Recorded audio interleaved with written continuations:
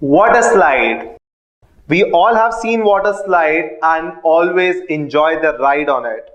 But what is the physics behind the different water slides?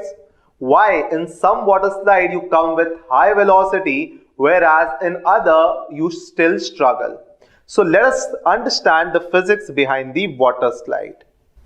Climb the stairs and ride as I am clean and built up gravitational potential energy with my body stood ready to explode on go.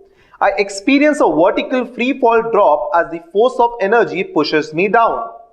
I immediately convert that stored energy into kinetic and race down with a maximum speed of 60 kilometers per hour and just passed out as I get up to 2.5 gravitational force.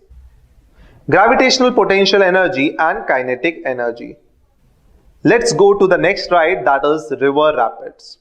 First, build up a gravitational potential which can be converted into kinetic energy. Gravity pushes me back down towards the ground during the twist and turns.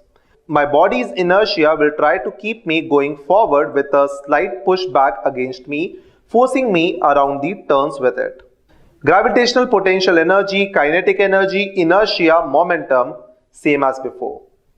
Gravitational potential interconnecting superbole into time is the friction between my body and the slide that's going to slow me down. Use the water that's flowing along the slide to help me reduce the friction, and that will help me go better, faster and stronger.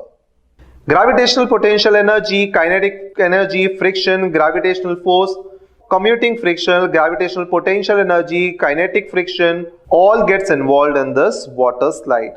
We all have been to wave pool. The wave pool is artificially creating waves by blowing pressurized air on the surface of the water hole by dumping large amount of water at one end and usually hydraulic pumps to push it along. So even the wave pool uses the concept of physics.